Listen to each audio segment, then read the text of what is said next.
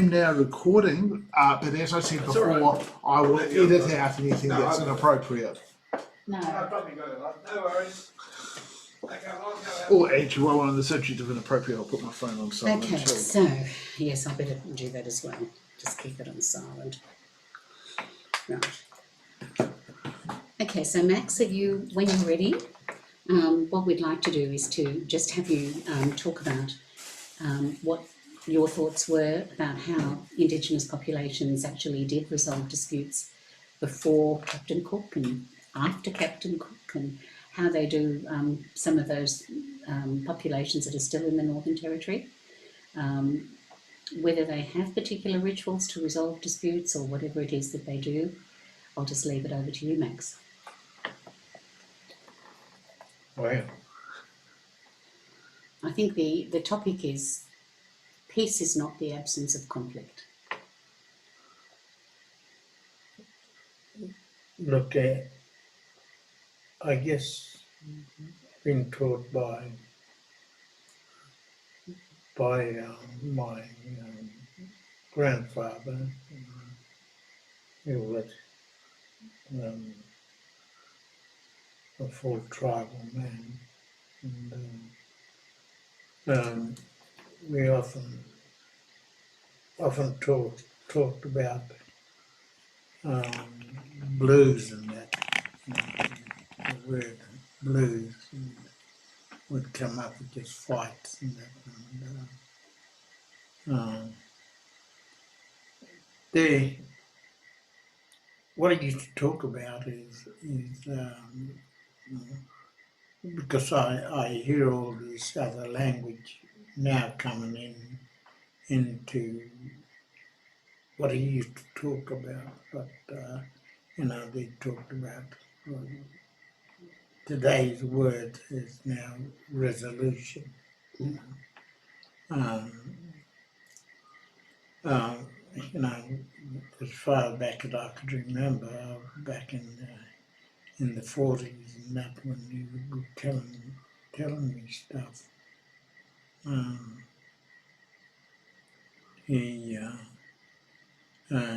he talked to me sometimes he would forget and talk to me in tongue, and because I couldn't fully understand the language then.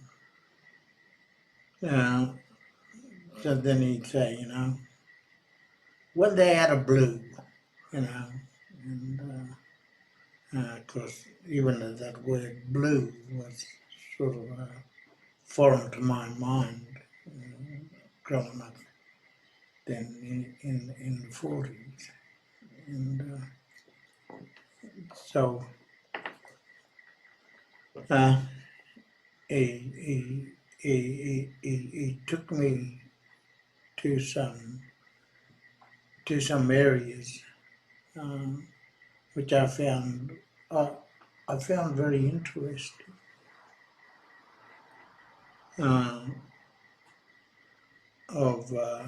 Of two tribal groups meeting, two mobs meeting, as he used to put it, and he'd say, if they were blueing with that mob, and that mob was blueing with that mob,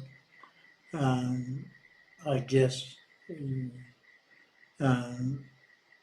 used to always tell me that they and instead of warring with each other and clubbing each other with the bundis, the clubs and that, and throwing spears, because that was sort of being outlawed by the police on horseback also. But the ironic thing about that is they would come in, run over the people on horseback, and also use weapons and knock them to the ground, but they had a way. They had a way of coming to agreement. And the agreement was about that mob taking some food stuff, some berries or whatever it was, um, over that, across that river. See, they were um, intruding on this side of So they the were river. territorial. Yeah, keep the side of the river, and I started to understand that. So the old fellas, the uh, the the old fellas then, and and instead of a big war going on between two tribal groups, uh, it was usually the young fellows that were just a little bit lazy and being tempted in going to get some stuff, that you get across the river, So he said so they would then get across and get whatever it was. That was the territorial, I guess, intrusion is the word now I can use. Trespassing. Yeah, it's that word trespassing. And but there was a time when that mob on that side would have what they had and moved on, and then that mob would come down or come across shallow somewhere and then be able to go and get what they needed to do.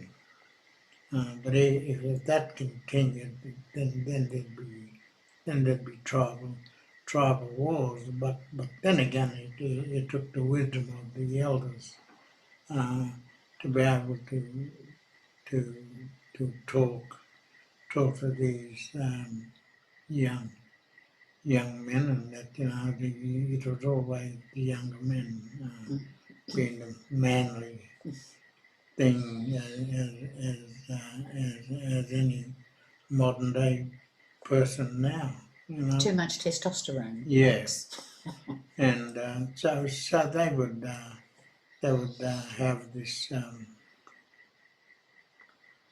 have this bit of a Barney, and uh, and instead of instead of continued fighting, soon as the person on the side that was being invaded, well, invaded, I don't even like to use that word, but they would just put a spear then into the ground. Once you stuck the spear into the ground, that was more or less saying, okay, we're reclaiming this now, so so go off, and This is our land. just saying buzz off, and so that's when then the skirmishes would sort of be resolved, and it was only when a killing happened that that there was some very big fights. And it wasn't just tribal, but it was of that mob there, and that them and us sort of thing, and which still happens today but not only just with the Aboriginal people, but with everyone. And so so there was resolutions in that peace thing of putting that spear uh, down into the ground and dropping the shields and that. So once the shields were dropped, that's when conversation would would take place, and then, of course, the punishment would be then dealt with the elders on the other side of the river, not by the elders that were on the side that the young fellow would Invaded, be yeah. coming and taking stuff, you know. So it was the elders of the people who did the taking of the stuff that actually would talk to the young men. Yeah, It was their same elders. Yeah. yeah. It was all of those elders. That was the old wise fellow. There was some other sort of elders who were putting themselves up there as this person, you know, but not doing it the right way. He used to say, but um, but they would then some kind of resolution would happen again with communication and sitting down and talking, you know, with spears down, shields down, none and others, not even in arm's length. The more that the spears were there and the nullas and boomerangs and whatever was at a distance, uh, the the more trust the other mob would have. It was how far away that they walked away from the arms. They weren't surrendered, but they were there. Yeah. Right. And So it was a physical gesture. And the more was, yeah. So the closer they were, the less trust they had, and the further they walked away, the more trust they gained. yes. Yeah. And but it's the ones who were in the defence would do that. Yes. Right? So they would be more or less say, look, more or less, our arms are down. You know, we're not near them. You know, because they still had the opportunity to show speed or whatever it was. You said, Max, that your granddad, yes, would tell you stories about how the horsemen would come. Is that what you said? Yeah. And that they weren't allowed to use spears against each other, the population, but that the horsemen would ride through. Yeah. Just yeah. That was. And who were the horsemen? That were the police and. Were they Aboriginals who were with the police, or just the horsemen, white ones? Just horsemen, white men, horseback and farmers that were claiming land and my great grandfather was the survivor, a lone boy, a survivor of a whole massacre on the down Avenue August, and he was left standing, and one of the perpetrators then got him and gave him his name. so he grew up with this name of one of the perpetrators, and he he learned how to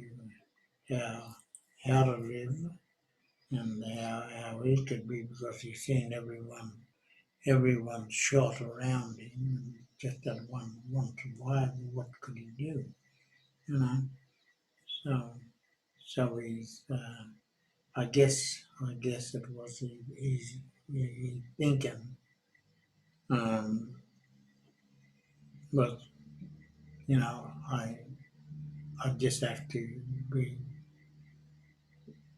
the best of my ability. Look, there's only me. Yeah. There's only me. And How old was he, Max?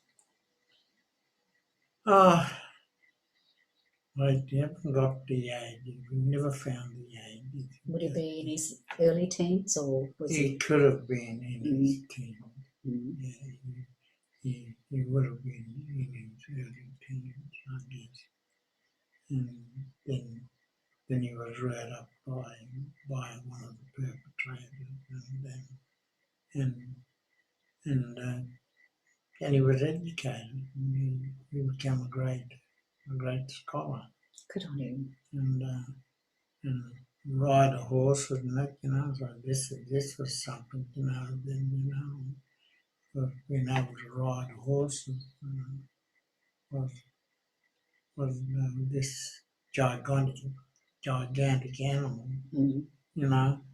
and even to my great grandfather, his resolution against the man who gave him his name and put a part in the killing of his family and others there.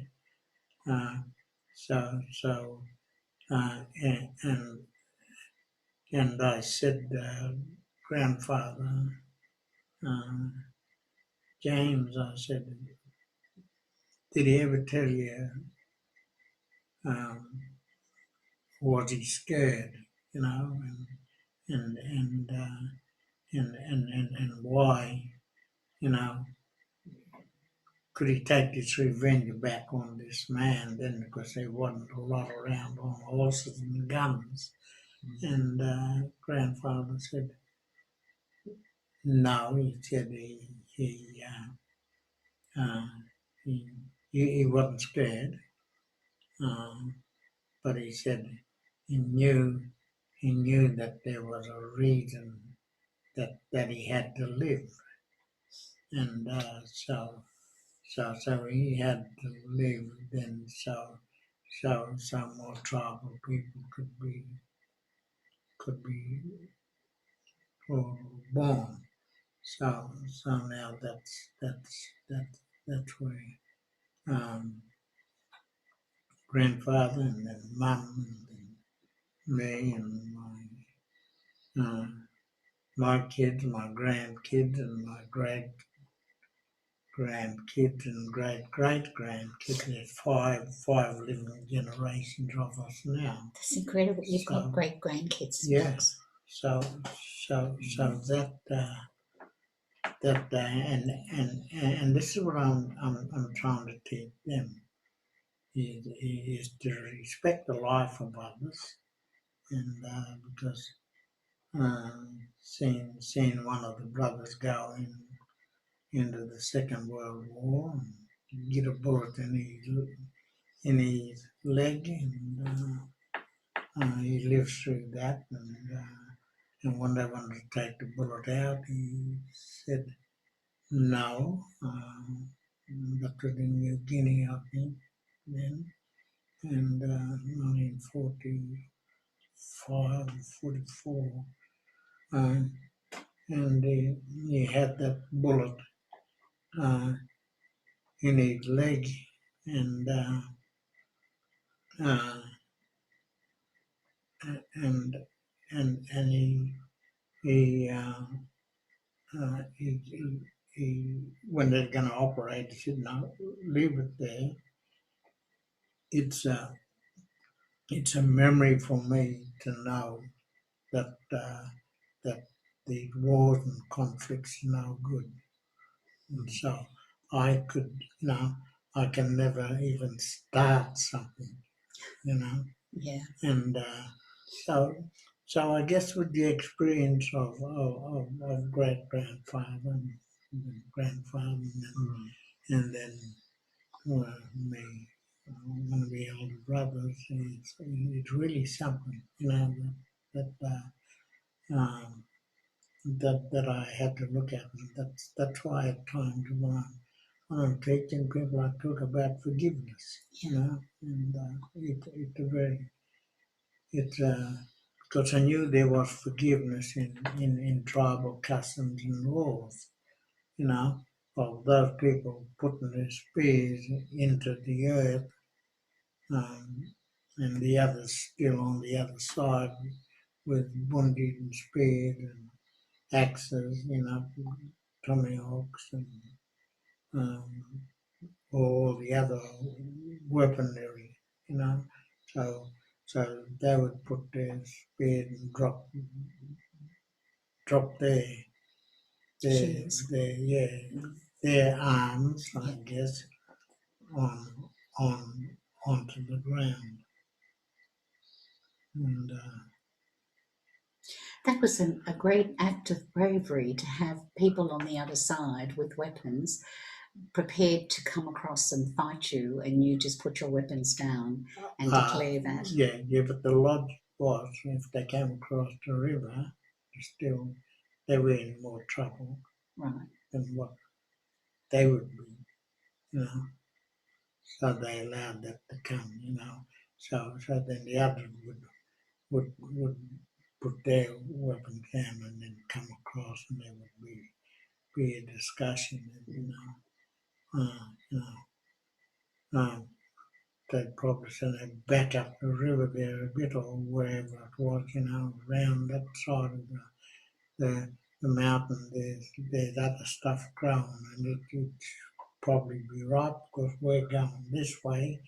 You and Bob can have stuff back there, Uh, you've got to get there before the birds get, or you've got to get there Yeah. before something else.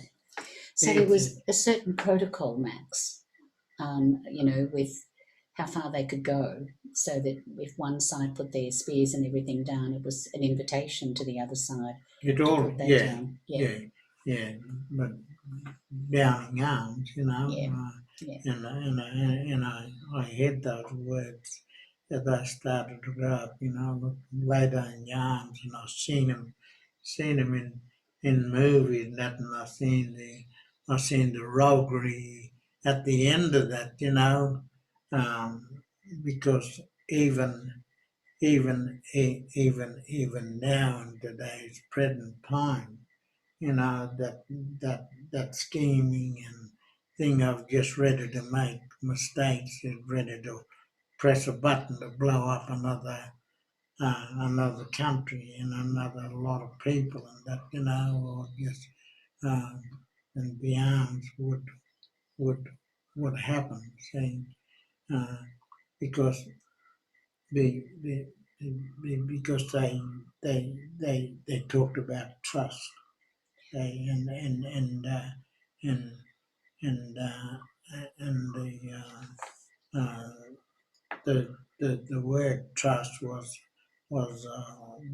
trust, but it was uh, jambi jambi, jambi jambi, and jambi is like being a brother, Right. right?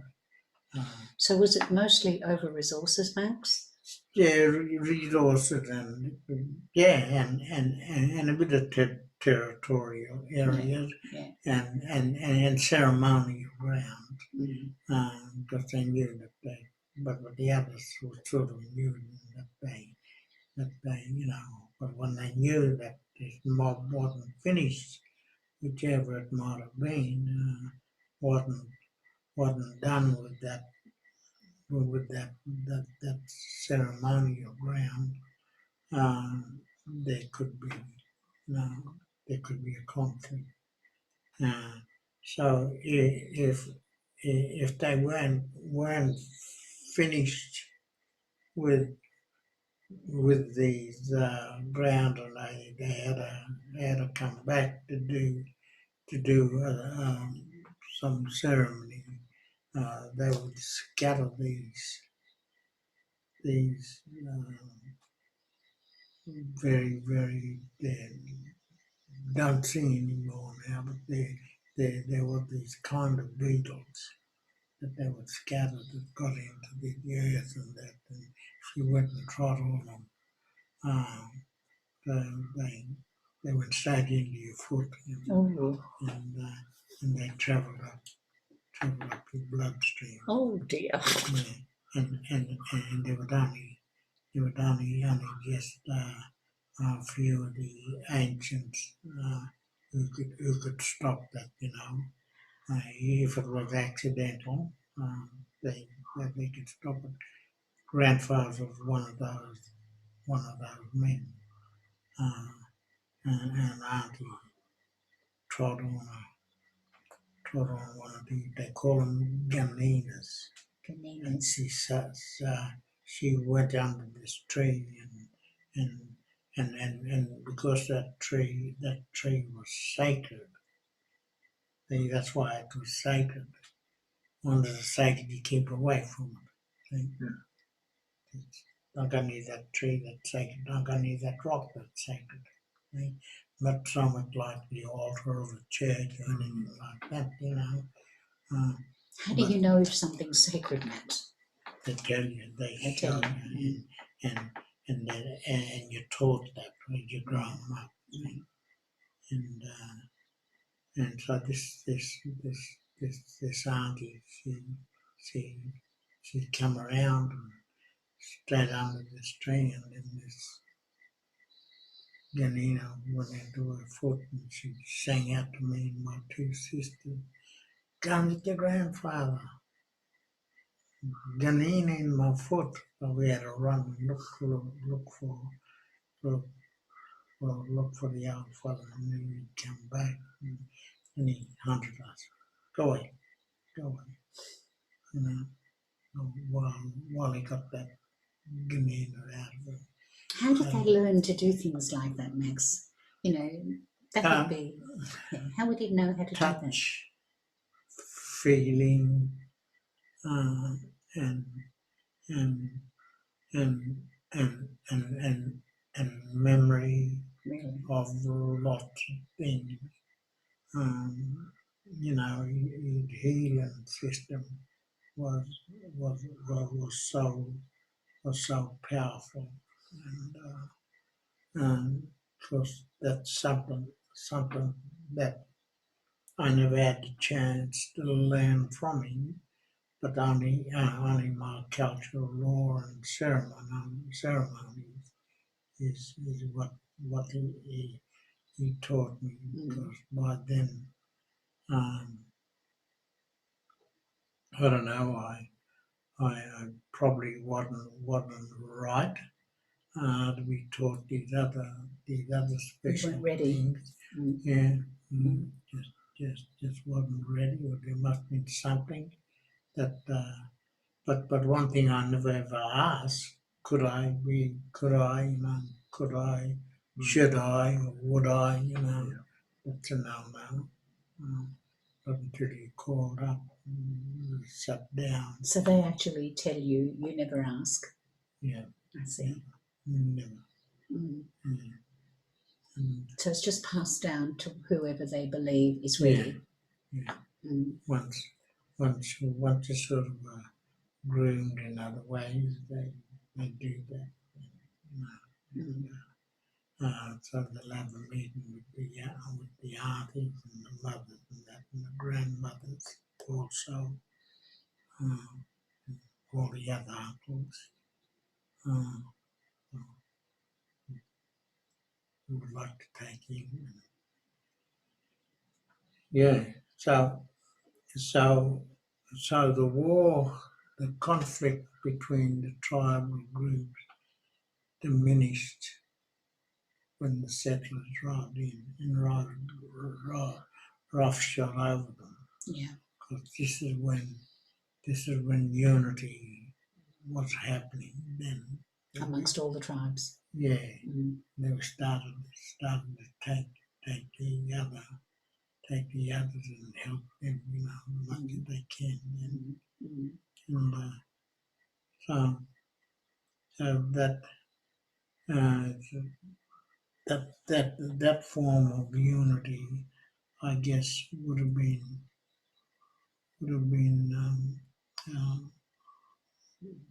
very important. Well, it not would have been. It was very important because that's when a lot of different tribal groups were split and then rounded up and put together. So they had to live and accept being with these other mobs. So their conflict was not now with their own tribal groups, but it was with the The police in particular. with police and farmers and The white man. the white man. Yeah. Were the laws between the tribes, were they very different, Max, or were most of them roughly about, was the dreaming more similarity was yeah. was all there. Some were much stricter, and some of the laws were much stricter. As far as I can remember, grandfather telling me, and mum, dad, and auntie, yeah. So And it sounds like the rearing of children was a communal affair. yeah, no, that thing. It wasn't just sort of mum and dad and, like it is in your No. Western home sort of thing. It was just a communal affair. Yeah, you see it, and then where that was taught is I noticed it probably at the age of 11 or 12 when we wanted to go hunting a rabbit or go and spearing fish or getting oyster or mussel, and we'd say, Mum, Dad, we want to go down over near the lake there. And that point, all the points had different names, so they knew where you were. And you had to be specific that you went there. So if you didn't go there, you were in trouble the next time you asked. You weren't allowed to go. So you'd go and ask Mum and Dad, and they'd say, yeah, that's okay, but go and ask Auntie and Uncle over there. Uncle and Auntie, we want to go to, yeah, there, that's good. Go and ask Auntie and Uncle over there. And by this time you went around the old town. Yeah. And then So everyone knew where you were going. Everyone knew. And saying that was the child minding device. But it's very safety. And even teenagers, we had to even do that as teenagers. If we didn't ask and we were caught somewhere, we were in serious trouble. You didn't have mum and dad and pop and nan and aunties and uncles. You had the whole community. Yeah. So Max, it was your great grandfather. It was during your great grandfather's age that the white man was here, sort of thing came. Yeah. And there was still lots of protocol in the Aboriginal community with what child rearing and that sort of thing. Yeah. By the time it got to your generation, was that still possible, or did that become very difficult? Yeah, that became difficult with the missions and mission managers and welfare officers, and welfare officers were taking away our welfare system. eh? Mm. And Totally different values, Max. different values. Totally different values. Yeah. So we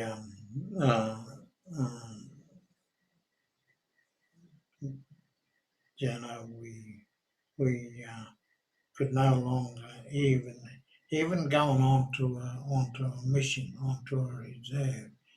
Yeah.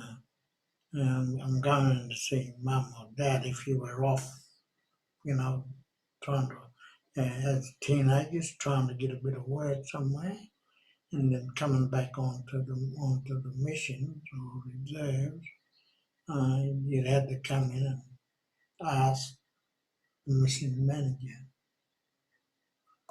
to come. Mm. Yeah, so that so that was living with that old soul. So we can see now that our whole system was being destroyed by this government ruling. Mm. You know, It's incredible. asking for permission to come in to your mother and father, you know, or your uncle and aunts. You know, The best of intentions, and look what happens. yeah. Mm. Yeah. And the values being so very different that they really believed that they were doing a good turn. No, they knew what they were doing. You think so, Max? Yeah, Mm. it was to destroy. It was to destroy the race. Mm. You know, and it's still there today. You know, so conflict resolution is still between black and white today. You know, authorities, Mm. and yeah, Is it still a value clash, Max? yeah. Is it through ignorance? Yeah, just so ignorant, and yeah, and I am higher than you, you know, that that that that kind of thing, you know. It's just a very different understanding, isn't it? I mean, I remember when we went one time with you to Narendra or Naruma, I think it was, and we were going for a bushwalk, and I remember being absolutely stunned by the fact that you were walking past this bush and you looked at a particular branch, the way that it was just broken, and you knew exactly what bird had been on that branch, what that bird ate, and where that bird was now because of the way that that branch was broken. Yes. And I just remember thinking to myself, you'd need several PhDs to be able to know all of that and to be able to do the studies and to have that understanding. That it was as if you guys were just so cued in a very different way to the way that we understand the world. That's also your resolution with birds and animals and reptiles. Mm. You know, if that snake wanted to he'd get you. But if you started to move to, you know, he could strike, you know, and yeah, so once you put out that that that that that energy of Fear? Fear? yeah of fear or arrogance or anything, you know, that whatever it is there knows. See? It's just like sending a signal, you know, and sometimes when you come up to them electric doors, you know, as soon as the electricity of your body gets to that part there, you know, yeah, see, you know, and It's like magic, isn't it? And yeah. the animals do the same. And animals are more sensitive than us human beings. So we got to more or less study that animal and the bird and that's where the totem. Uh, that's where you totem. And if someone killed your bird or something, that can start a fight, But first of all, you got to say, look, you just killed my totem. That's like killing me, Right. I mean, It means that much. yeah. Mm. And because once you attack, you start to learn.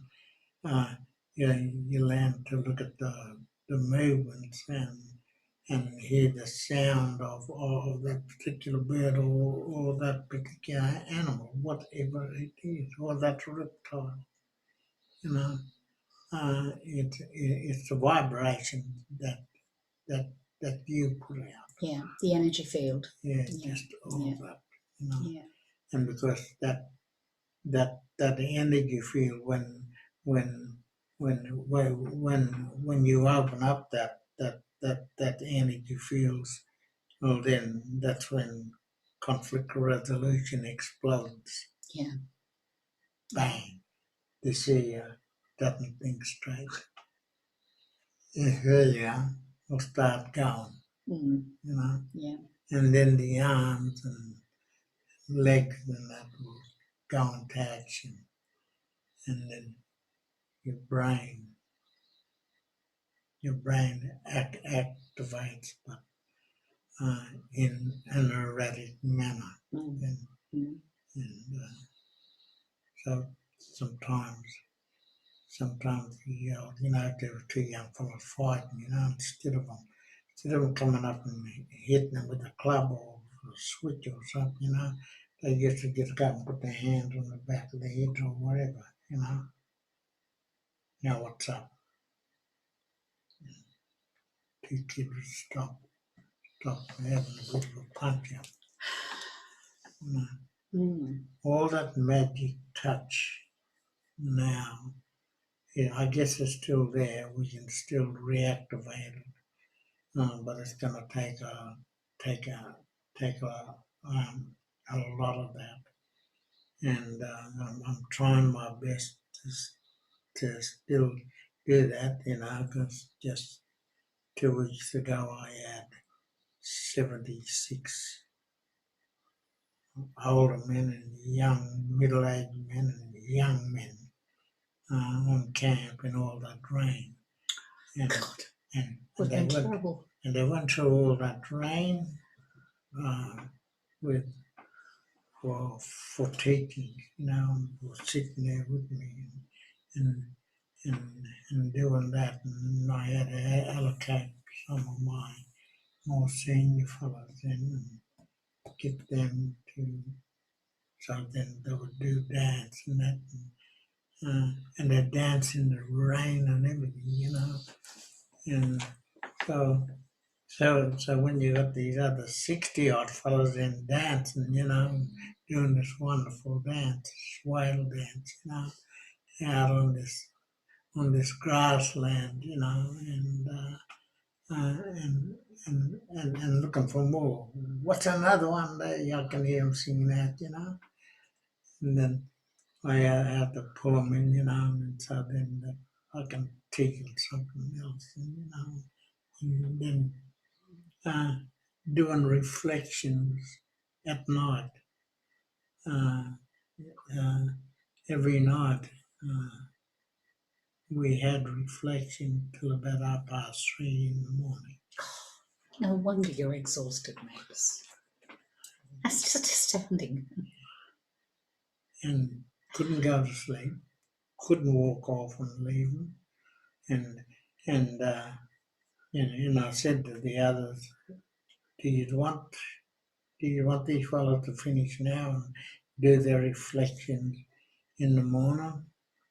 And do you fellows want to continue with your reflections? Yes, uncle. Yes, we want it. And so it became.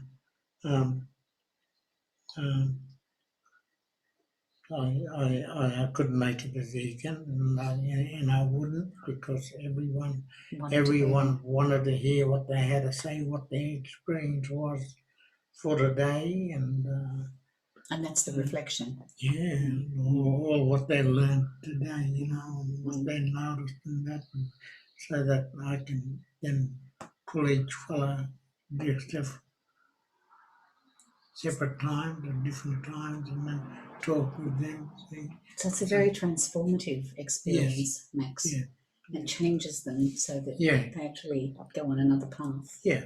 Mm.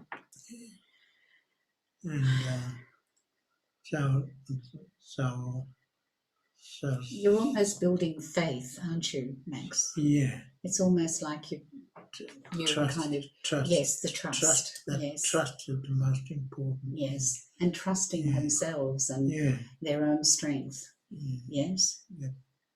And having faith in their own strength and And, in their connection to the and land. total strangers saying to the others, you know, because we only were there for 10 days with each other, but some of them would say, brother, you going over there? Yeah. Can you get this out of my bag for me, please? What color is it? Yeah, tell him. And then, you know, never know, no thieving, nothing. It's incredible. Yeah. And, yeah. So, so it was very, very, one of the best camps I had in over, I guess, 50 years. Why just men, Max? What was Yeah. the significance of that? Because that's what that's the role I had to take on from my grandfather. Really? Yeah. Mhm. He was, he was, he was a pretty wise old, old man. And, yeah, because he walked me. I couldn't get on. We were being refugees running away from we went across to Victoria, and then in Victoria, then over there in 1947, we were coming there, was running away from Victoria, then to come back to New South Wales, and I couldn't get on this little truck because Mum and some of the aunties and the sisters and that and all the swags and that were on this truck. And so, grandfather said, leaving, he can come with me and he had the old fellow. So I had to walk about uh, 200 miles or 300 miles or whatever it was with my grandfather and his other uncles. And then just out of the blue, they stopped at this little crossroad, and he had 1947. Stopped at this little crossroad, and they said, "We'll either go down this way or down this way." Mm-hmm. Grandfather. But in the meantime, he said, "I'm going to tell you the story about the whale." Oh yeah, yeah, Pop. Gurl the whale. So he told me this story about Gurl the whale. And, and as he was telling me, this old uncle was drawing all these things in the gravel, pointing things out to me, what happened. And then when they finished, grandfather said, "Now, see this pattern here? Yes, Pop, we would like you to go down to a place called Tasmania and find this pattern. It's engraved in the rocks." Oh, and it's about the whale. You need to keep talking about this whale and telling this story. Because that whale, when it comes from the South Pole, it goes into the bight and around like that, and halfway up the country and then comes back.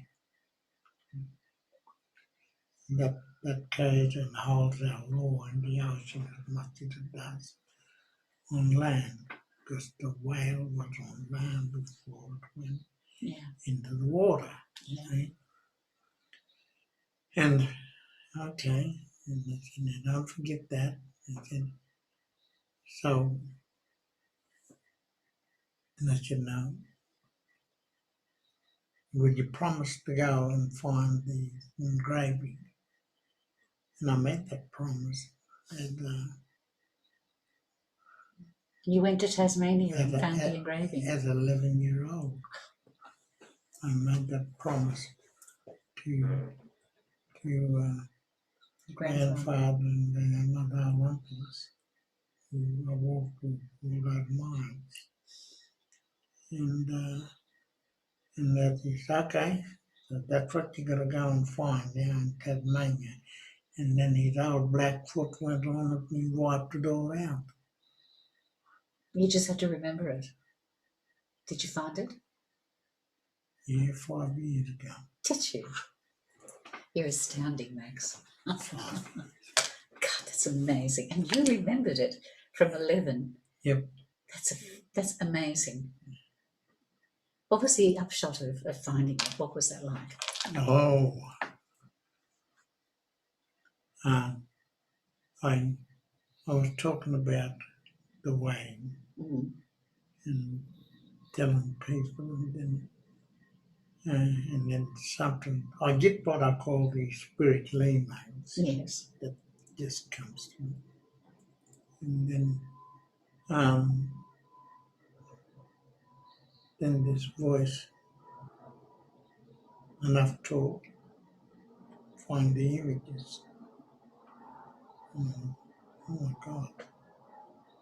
And I said to Morel, and it was January 5 years ago. I said, Morel, come and grab two of the granddaughters, three of the granddaughters, and go to Tasman. I've got to look for these images. What you looking for?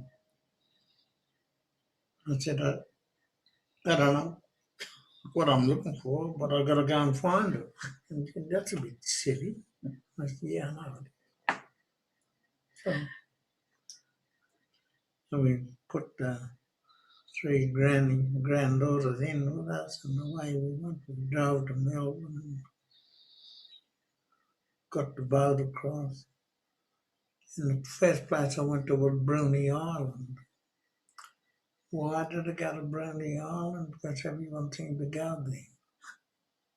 You know, Bruny Island is the fair thing that come up when you go into Tasmania. You know, went down to Bruny Island, went down and found a couple of days, never found the thing.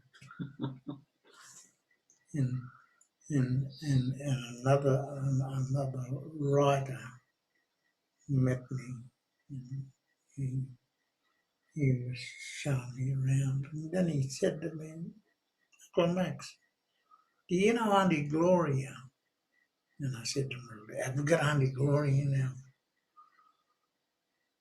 In our phone book?" And so we looked. I never had an Auntie Gloria. And he said, "Oh, I got a number." I said, "Oh." Well, I said, "Why Auntie Gloria?" He said, "Well, she's looking after some sites, Mm. and he said, I don't know what they are, but she she's looking after them." And I said, "Oh, okay." So where does she live? And he said, "Oh, she lived back up north, up on the east coast of Tassie. What's the name of the place?" He said, "St. Helens." I said, "We're going there tomorrow, right?" So away we left Bruny Island and went up. Now, first of all, he rang Auntie Glory up. Auntie Glory introduced herself. Yeah. And I said, "Jimmy tells me Honey Glory, that you're looking after some sites and that. Could you show it? I said, because I'm doing something to fulfill a promise. I said,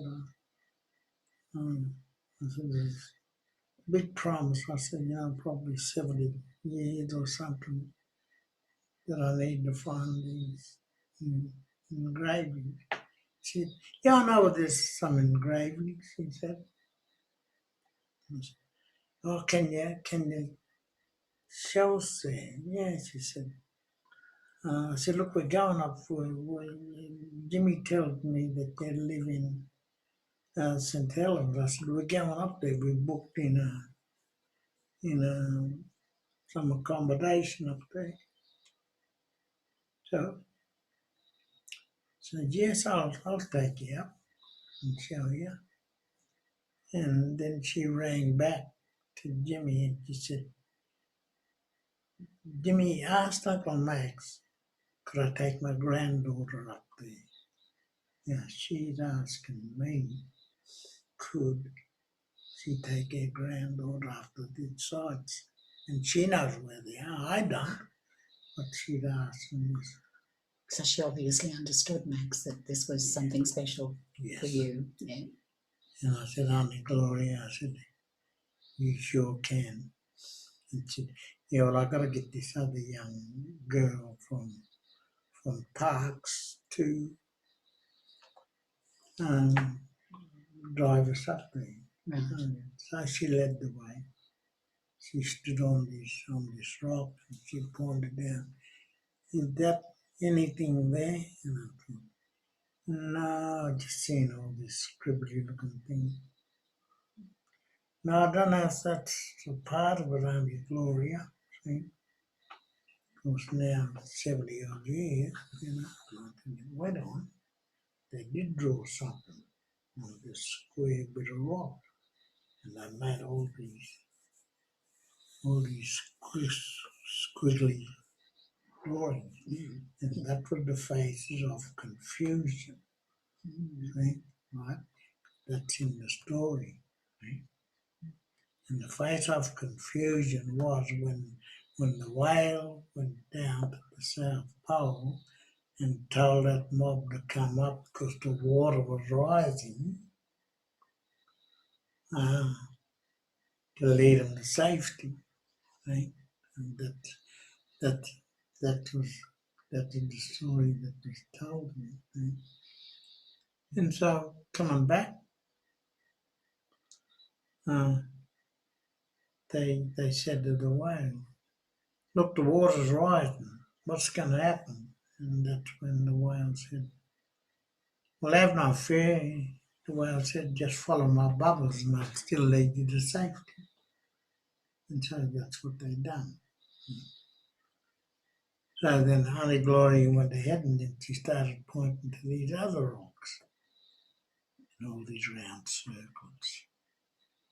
Up over rocks, right down to the side, and about 200 meters of round circles on all these rocks. She said, this is what you're looking for. I said, I think this is it. Wow. I got to the end where it was.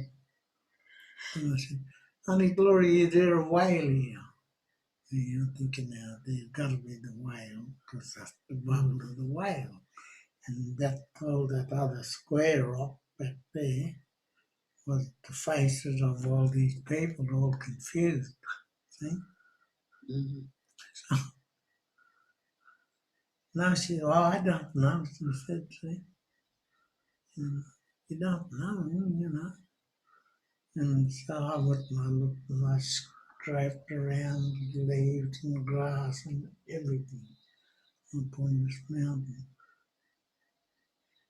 And I couldn't see anything engraved into rock. I don't know, this could be it. It might be. And I kept going back to where all the circles were. And I kept scraping and I stopped and I was just about to give up. Then I looked up and I seen this big rock, It looked like a whale. this mouth open, and this fin up, looking straight at me. Wow, My goodness. that's it, that's it. So I run like hell back down His Glory, and I said to Morel and the girls, come on, I found it, I found it. It's fantastic. This is the place. That is amazing. And I got back to Honey Glory and I said to her, Honey Gloria, how long have you been looking after this area? She said, oh, she said, some 44 years. And I said, yeah. So tell me, do you know what it is? And she looked at me sheepishly and she said, no, I don't know what it is, but I know that I had to look after it. And I said, Honey Gloria, you looked after a story that was given to me on the mainland, up near the Snowy Mountains. Wow. I said, this some 70 years ago. You know, you're 71 years, eh? And she said, really? She said. I said, yes, darling, that's what you've done. So the spiritual emails, Max, they seem to kind of, penetrate. And then I took a lot of the lads down there and got photos and that, I said, down this Gloria, I've got to come back down. So I went back down about 4 times in different groups to show them, some of my fellows that I'm teaching. And I said, this square one. Now, I said, it's so easy to see the bubbles Mm-hmm. and the whale, Mm-hmm. but we gotta look for these faces. Now these faces have got to be all not pretty faces, just all confused. Mm-hmm. They started to look, and then they started to do markings on some of the things. Then they seen all the faces coming out. Mm-hmm. Once you've seen one, then you can see the next one. Yeah. And then you can see that they're all intertwined. So that's the rock, we call that the rock of confusion. Mm-hmm. So then, now I've got to get off my butt now and write the book. Another book, Max. Yeah. Another book. I got that Magabala in Western Australia now, coming in the print. That's wonderful. Yeah. Yeah. And so my journey there to Tassie. So, Max, with you knowing and queuing into your spiritual emails, as you say, what do you see for, the future? I know that there's always problems with, and there's always going to be problems. There's going to be more problems amongst our people than there ever was, because of white man's legislation with native title. What do you foresee with that, Max? No good. Roguery. I'm having no part in a lot of the fellas that I'm taking to saying, Uncle, we don't want to go into native title because our people are now in land rights thing. I was the first chairman in the state of New South Wales when Nifty Ran was Premier to be given land rights. And they were giving it to me, and I said, no, you don't give that to me. You don't give that deeds and title to me. But you can, you gotta give it to my mother there and my uncle. They're my elders. I'm only chairman voted in this community. And so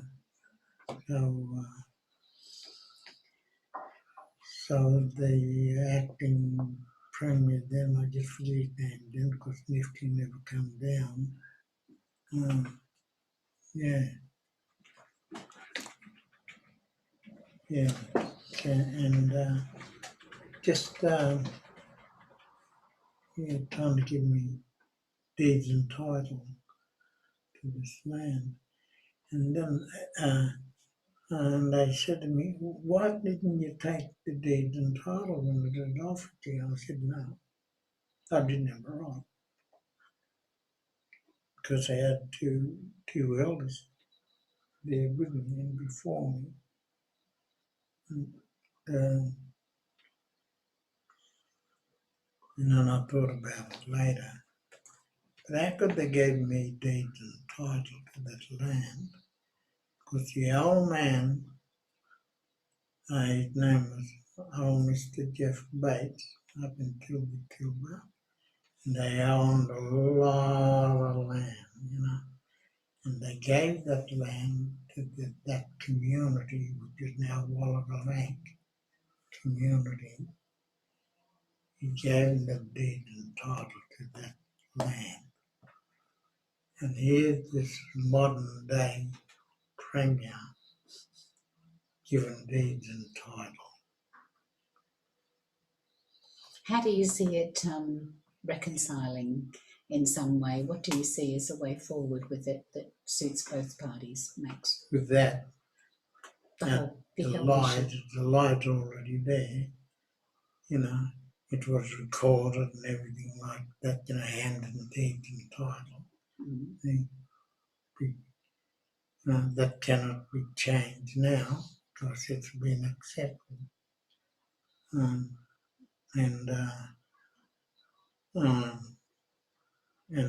all the other lies that that that that was in place,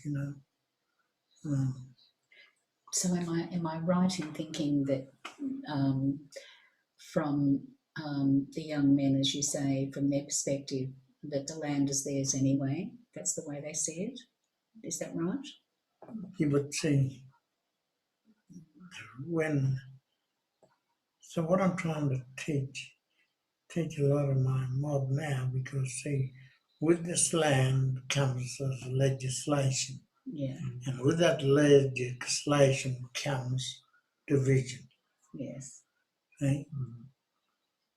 So they hang on to that with that legislation and this land rights.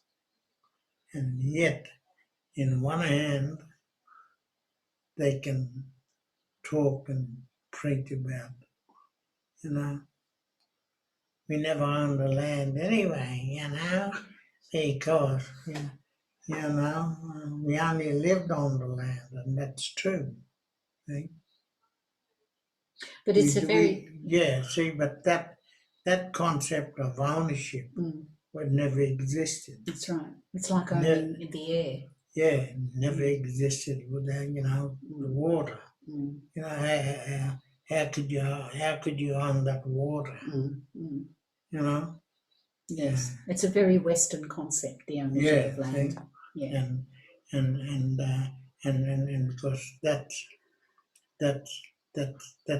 what I learned when I was talking about, when my grandfather and them done that big walk with me at the age of 11, when I said, it's a big journey, and I said, oh yeah, Papa, look at all that lovely bush there, if we own that, we could do logging, or we can do this and that, and he hit the ground, this big stick, bang, and it frightened me. And he said, we don't own the land. We belong to the land. Yes, very different concept.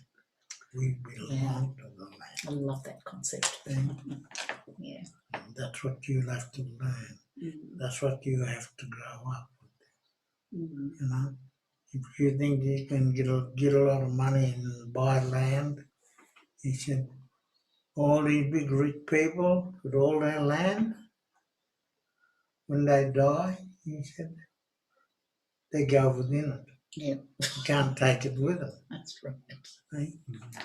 And that made sense to me. And that's why now he said we can walk free. We don't have to get a ride, but we can enjoy what we're walking on. Because we can see this bird, that reptile, and this and that animal, and get our feet out, not looking where we're stepping, see? And you know that you're walking, you know that you're alive. So he said, so all this concept of ownership is not right. Mhm.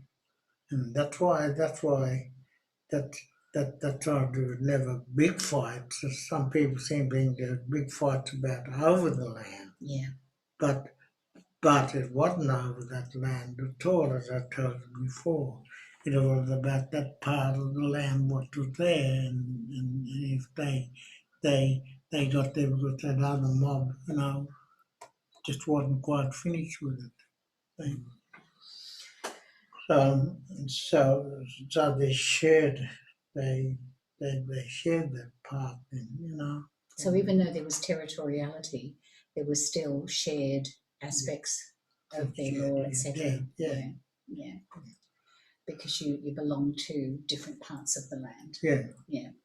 Yeah, boundary to walk, and once you look at the landscape, you can see the landscape, and once you're in that place where that landscape is, you know, that boundary is sort of there somewhere, and then you're told these stories about these rocks up there in that part of the mountain. There's this and there's that, and that's where you go and you learn all that.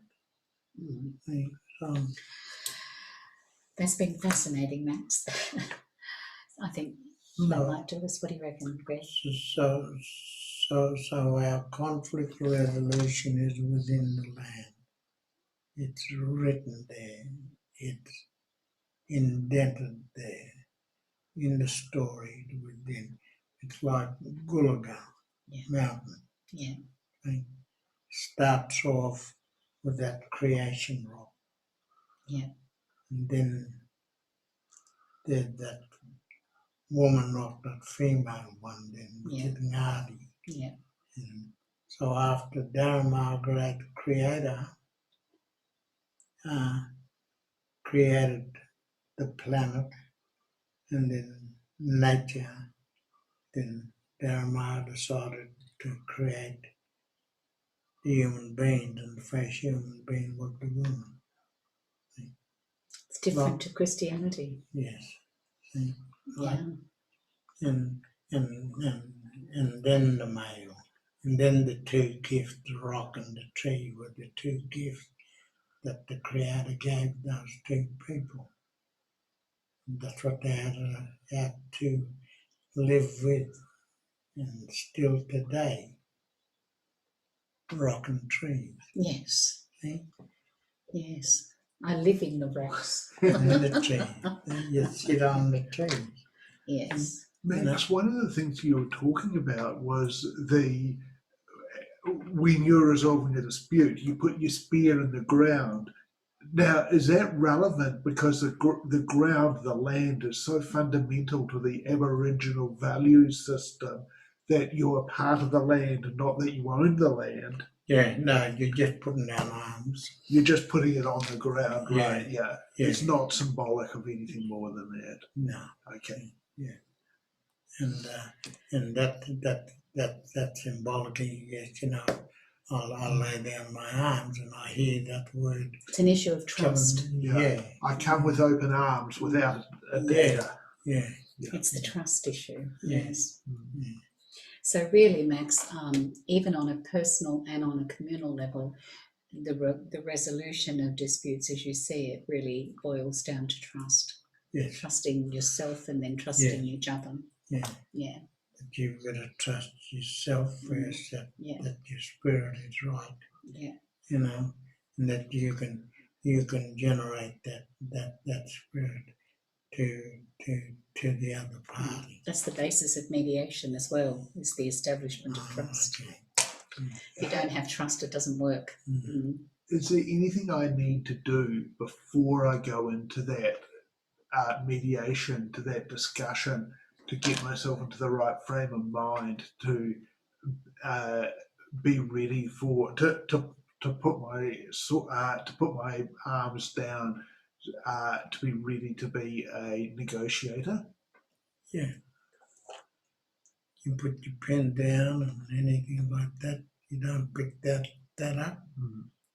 You just put it down and say, Just go in as an individual, not as even an individual without my mobile phone. I want to thank you very much, Max. Funny thing, and I came in, I left my phone in the car. Yeah. You know. That's what you did last time too, and we couldn't get you. Yes. Okay.